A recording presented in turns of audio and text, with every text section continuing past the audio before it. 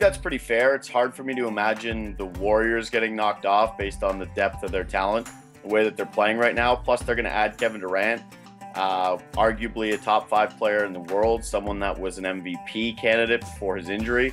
So the Warriors, I would say, are probably maybe the surest bet in the NBA to get back to the finals.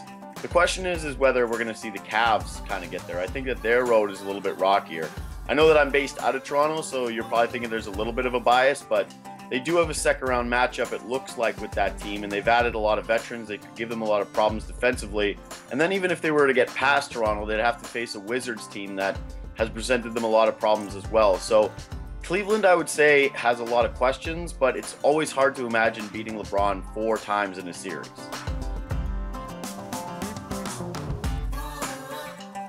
Probably the 2 leading MVP candidates. I would say Westbrook is now in the lead. They're probably going to be looking to just annihilate each other, which is always good. The real question mark going into that series is that neither team has a winning record against clubs that are above 500. They've actually struggled against those groups. So I think it'll be a real test to see exactly whether or not either of those teams can elevate in the playoffs. If you ask me who's going to come through, it's probably going to be the Rockets. I think that they'll give a little bit too much. They'll have a little bit too much firepower for the Thunder, but watching Russell Westbrook try to be a one-man wrecking crew going after his former teammate and try to solidify, or not solidify, but prove that he's this year's MVP and this was his season, I think that that's going to be no doubt about it the best series in the first round.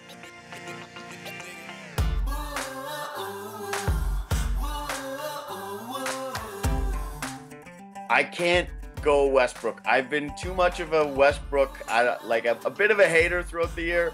I just worry that sometimes he's buried his team more than he's helped them, and the win expectancy for the Thunder, I think, was pretty much right around where they actually finished.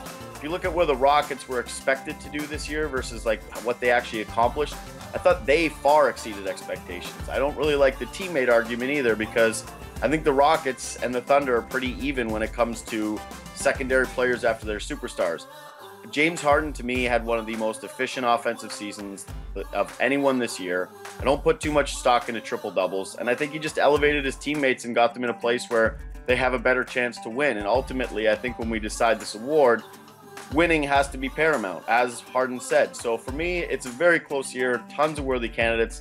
Crazy to me that LeBron James would be 4th amongst all these players, but I would have to give James Harden the nod. I wish they would announce the MVP before the playoff series this year, because it would have been such an intriguing narrative going into the postseason to have Westbrook or Harden actually know at the time that one or the other had won. I think it would have added extra motivation. So too bad we have to wait until June for the award ceremony.